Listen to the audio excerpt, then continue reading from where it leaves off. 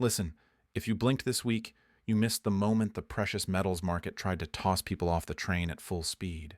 And then almost immediately, that train started rolling again. A lot of you got shaken out on the ugliest candles right near the emotional low. And the same after-the-fact voices are already selling you a neat little bedtime story. That story feels comforting. It's also incomplete. And if you're trying to protect your savings in a world that's getting louder, not calmer, you don't need comfort. You need clarity. It's Wednesday, February 4th, and it's 5:10 in the morning, New York time. Comment what time you're watching this because it tells me whether you're seeing this in the calm or in the chaos. And real quick, my stats keep showing the same thing. Tons of you watch, a lot of you come back, but you still haven't subscribed. If these breakdowns help you avoid emotional decisions, hit subscribe. It directly helps this channel keep going. Now here's the twist. The big story isn't the scary candle. The big story is what came right after it. An official push to build a multi-billion-dollar stockpile of critical minerals, plus a financing plan to accelerate production and lock down supply. That is the opposite of "we're done with hard assets." That's the system quietly admitting the physical world still runs the show. All right, I'm going to keep this tight, but I'm not going to dumb it down. I want you to understand three things by the end of this video. First, what actually caused the violent shakeout and why it hit silver harder than gold. Second, why the rebound isn't a random bounce, and why the underlying case for metals can actually look stronger after a flush like this. Third, what a sane person can do next without gambling, without chasing, and without getting bullied by headlines. And if you stay with me, I'll also show you the one detail most people ignore. The detail that decides whether you're watching a temporary scare or the beginning of a much bigger move. Let's start with the part everyone felt in their stomach. In a matter of days, we saw a brutal drop, the kind that makes you question everything. If you were holding leverage, especially leveraged paper products, you didn't just feel pain. You got forced into action. And forced action is where the market charges the highest fee. Then almost as fast, we got a sharp rebound. Gold snapped back hard. Silver snapped back harder. That alone tells you something. Underneath the drama, there's demand that doesn't disappear just because a chart looks ugly for 48 hours. But the mainstream explanation you're going to hear will be some version of "it was retail" or "it was a headline." Those explanations are convenient because they avoid the plumbing. So let's talk about the plumbing. Gold and silver trade in two worlds at the same time. There's the world of promises, futures, options, swaps, ETFs, structured products, and every other paper instrument that gives you exposure without requiring you to touch a bar. And then there's the world of objects, the actual metal that gets refined, delivered, stored, fabricated, and used. When things are calm, those two worlds feel welded together. When things get stressed, the weld gets tested. And that's when you see what confuses people. The price drops on the screen, but real-world availability doesn't suddenly improve. Sometimes premiums stay high. It's about who actually holds the metal versus who holds a piece of paper. Stick around, and we'll break down how to spot the difference. Sometimes delivery times stretch. Sometimes inventories keep draining quietly in the background. So when you see monster volume in paper silver volume, that if it were physical, would represent an absurd slice of annual mine output. You're not watching real metal change hands. You're watching leverage and positioning collide, and that collision is usually triggered by a handful of mechanical forces, not by feelings. Here's the big one: margin. Margin is the collateral you have to post to hold a leveraged position. And the rules around margin aren't fixed laws of physics. They can change. When volatility rises, exchanges and clearing systems demand more collateral. If you can't add more, you must reduce. Reduce means sell. Selling pushes price down. That pushes more accounts into margin stress. That triggers more selling. It becomes a chain reaction. Now, I'm going to be fair and skeptical at the same time. Sometimes margin increases are legitimate risk management. Clearing systems don't want defaults cascading through the system. When price moves get wild, they protect themselves. But even if the intent is risk management, the effect is predictable. It forces out the most leveraged participants first, which is usually the crowd least able to meet new requirements on short notice. And that forced liquidation tends to happen at the worst possible price. So when people ask why did the price crash so fast, the answer often isn't because the metal became worthless overnight. The answer is the structure was fragile and leverage got squeezed. That's the first piece. The second piece is crowding. When a trade becomes popular, it becomes unstable. Not because popularity is evil, but because everyone is standing on the same side of the boat. A small wave is enough to tip it.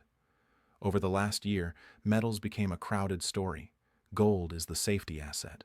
Silver is the safety asset, plus an industrial bottleneck. In the paper world, that means a lot of funds, traders, and speculators end up leaning the same way. And when you combine crowded positioning with high leverage, you're basically begging for a flush. Which brings us to the third piece, narrative cover. A market doesn't need a perfect reason to move. It just needs a headline that can be blamed. The headline becomes the excuse. The mechanics become the cause. So, if you watched the last few days and thought, "This feels engineered," I'm not going to tell you you're crazy. I'm also not going to tell you to build your entire worldview around manipulation. Here's the more useful takeaway. Regardless of motive, the system has built-in levers that can create violent moves, especially in smaller, more volatile markets like silver. If you understand that, you stop taking the bait. Now, keep that in mind because I'm about to connect it to the big policy announcement. We just got news that the U.S. is moving to establish a critical mineral stockpile on the scale of billions, and that a financing channel is being lined up to support it. Something being branded as a structured project, not a random one-off purchase. That matters for two reasons. Reason one, it's a signal the government is thinking in terms of scarcity and security, not just quarterly price swings. Reason two, stockpiling changes the incentive structure. It tells producers there may be a real buyer of size. It tells financiers there's political will. And it tells the market the hard assets era isn't over. It's being institutionalized. And I know what some of you are thinking, but they didn't even mention silver. Exactly. And that's the part people miss. Critical minerals lists usually focus on the inputs, most obviously linked to electrification. Copper for wiring, lithium for batteries, rare earths for magnets, and so on. But the real world doesn't run on lists. It runs on systems. When you push one part of the industrial materials complex, you affect the whole network. Mining capital, processing capacity, permitting priorities, geopolitical bargaining, and investor psychology. Silver lives inside that network because it's both a monetary asset and a functional industrial input. Silver shows up in power electronics, high-reliability contacts, specialized solders, photovoltaic applications, and a ton of small, per-unit, huge, and aggregate use cases. Engineers can thrift, yes, they can redesign, yes, but redesign takes time, and the demand machine doesn't pause politely while engineers experiment. So, even a stockpile plan that doesn't headline silver can still strengthen the broader hard assets narrative that pulls silver along. Now here's a fresh piece of context that wasn't in the competitor script. A stockpile of 12 billion sounds massive. But in the world of industrial rebuild, it's a down payment, not the full bill. A single large grid upgrade program, a single wave of data center build-outs, or a single major defense procurement cycle can chew through comparable amounts of material value. The point isn't that 12 billion solves anything. The point is that it's an early sign of a multi-year policy direction. And policy direction matters because mining and processing are slow. A mine is not an app. You don't ship a new feature on Tuesday and call it a day. Mines take years to permit, finance, build, and ramp. Processing facilities take years. Skilled labor pipelines take years. Environmental and community negotiations take years. Meanwhile, demand can jump in a quarter. That mismatch is why commodities and metals don't move like normal consumer goods. They move in lurches. Tightness builds quietly. Then the system hits a breaking point. Then prices gap. Then the market overreacts. Then the market shakes out the tourists. Then the cycle repeats, which brings us to the charts and the time horizon. If you zoom out on gold, you see something that should calm your nervous system. Long breakouts can run for years. In previous cycles, gold didn't peak because it had a rough week. It peaked after a long run, broad public mania, and usually a final blow-off phase. Silver historically is different. Silver often lags early, then catches up fast, then overshoots. Silver is smaller. Silver is more sensitive. Silver attracts more speculative flow because people chase percentage moves. So when silver gets hammered more than gold in a flush, it doesn't automatically mean silver is broken. It often means silver was more levered and more crowded. Now let's talk about the part that upsets people. Miners. Mining equities are not metal. They're businesses. They have management risk. They have cost inflation risk. They have political risk. They have dilution risk. They have operational risk. And because they trade on stock exchanges, they also get dragged around by broad equity sentiment. That's why miners can underperform bullion even when the metal thesis is strong. Investors can love the metal and still hate the stock market. Investors can believe in the long-term story and still sell miners to raise cash. But here's the bullish angle that often shows up late. When metal prices hold up long enough, miners can become torque. Their margins expand faster than the metal price moves. When that narrative finally catches, miners can move violently. So, if you've noticed that miner-to-metal ratios look depressed, you're seeing a tension. The physical thesis is strong, but the equity market hasn't fully priced the downstream earnings potential. That disconnect can persist, then it can snap. Now, I want to challenge one of the competitors' implied points because I don't want you outsourcing your thinking. It's tempting to say, "This move proves the paper market is dying." That's a dramatic phrase, and it might be directionally true over a long horizon, but it can be misleading in the short term. Paper markets don't die overnight. They adapt. Regulators adjust, exchanges adjust, participants adjust. The paper system can keep functioning a long time even while physical tightness increases. What changes is the cost of carrying risk and the volatility of outcomes. So the better frame is this.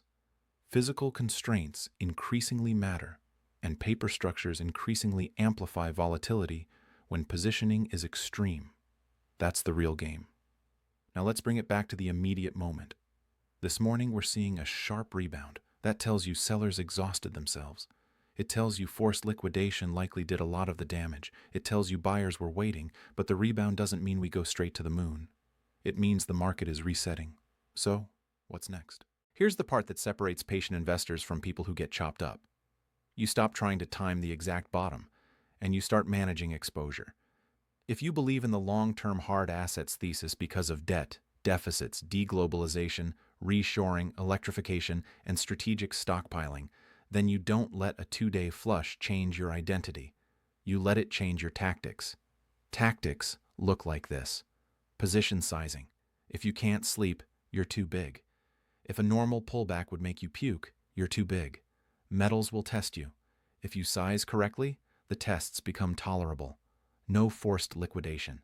That means avoiding leverage you can't support. It means treating leveraged products like tools for professionals, not toys for retail. Staggered entries. If you want to build, you do it in layers. You don't bet the farm on one candle. You scale, you adjust, you keep powder, and you keep your eyes on the structural signals, not the noise. Structural signal 1.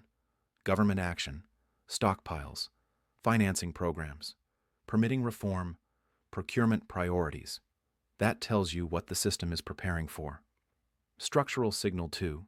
Industrial demand from recent publicly available data, grid build-out, data centers, and electrification are not dropping to zero.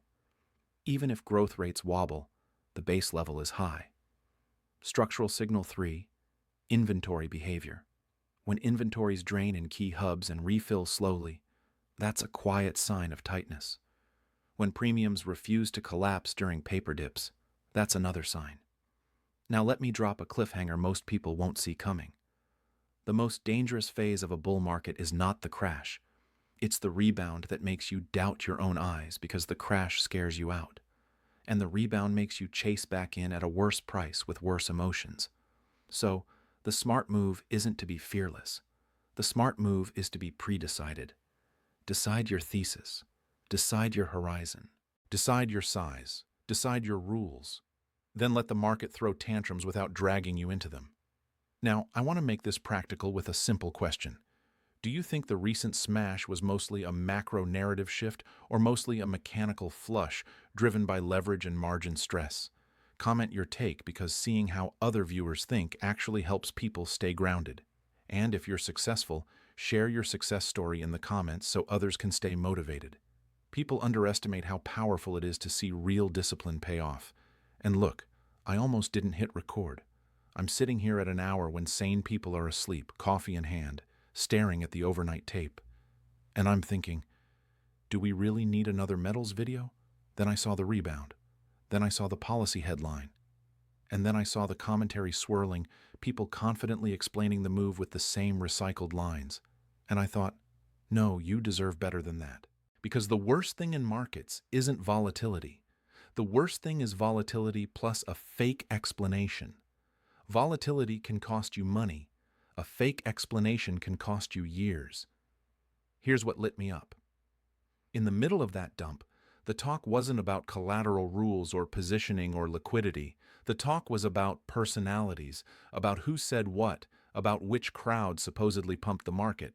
Meanwhile, the real driver was hiding in plain sight. The structure that can force selling right now, even if the long-term story hasn't changed 1 inch. So, let's build the story in the same order the market actually lived it. Step 1, the run-up. Over the past year, gold didn't just drift higher. It re-established itself as the asset you hold when you don't trust promises.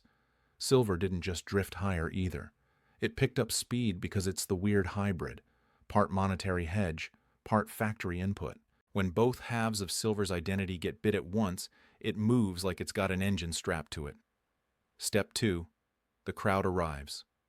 When a chart looks easy, it attracts the wrong kind of attention. You start seeing more leverage, more all-in bets, more people who think a pullback is impossible because the thesis is obvious. That's when the market quietly starts building the trap. Not because the market is evil, but because it's a machine that punishes certainty. Step 3, the shove. The shove can be anything. Some macro surprise, some policy comment, some rumor, some headline. But here's the key. The shove doesn't need to be true to be effective. It just needs to be timed into thin liquidity, into a crowded position with enough speed to trigger stops and margin stress. And once the shove lands, the chain reaction begins. Stop-loss orders become market sells. Market sells push price into the next cluster of stops. The next cluster triggers the next wave. Then margin calls show up like a bouncer at closing time. Either you add cash or you're leaving. Now, let's talk about that huge volume point because it's not just a fun fact, it's a clue. In futures, you're not trading little coins. You're trading standardized blocks. One contract controls thousands of ounces. That means a few clicks from a deep pocket player can create volume that looks like a year of mining went through the market, when in reality, it's the same risk getting passed around like a hot potato.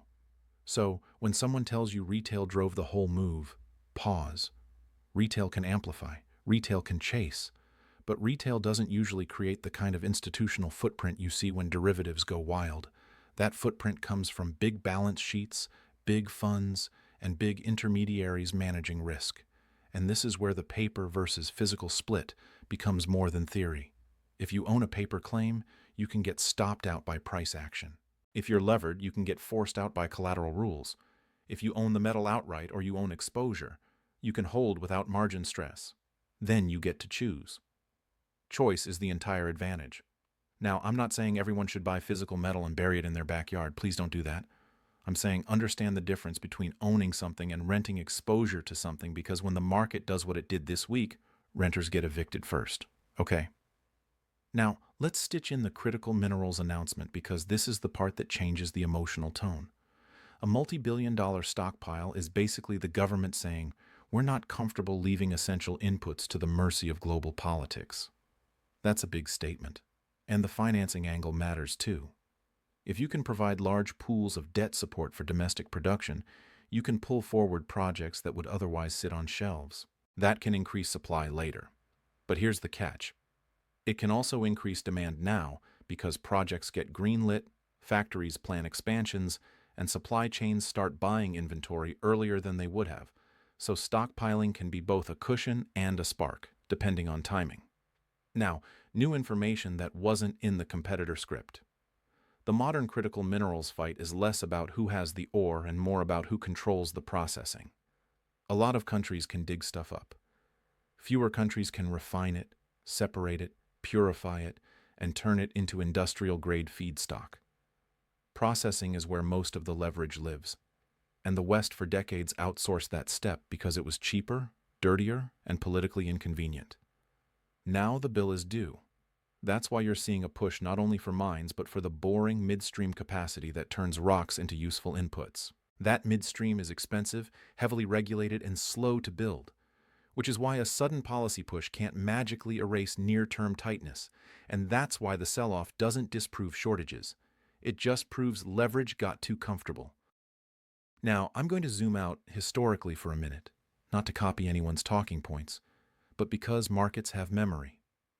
When a commodity market gets too hot, rule changes tend to show up. In the late 70s and early 80s, the silver market became a battlefield, and rule adjustments and collateral demands played a role in the unwind. In the post-financial crisis era, we saw another metal surge, and again tighter collateral rules and rapid volatility punished leveraged players. The point isn't that history repeats perfectly. The point is the mechanism leveraged exposure getting squeezed by changing requirements has shown up before, and it shows up most when the public thinks the move is guaranteed. Now, here's what's different this time, and this is a big part of what you need to understand. Industrial demand is structurally larger and more diversified than in prior cycles. Back then, a big slice of demand was fear-driven investment demand. Today, you have that plus multiple massive industrial systems scaling at once.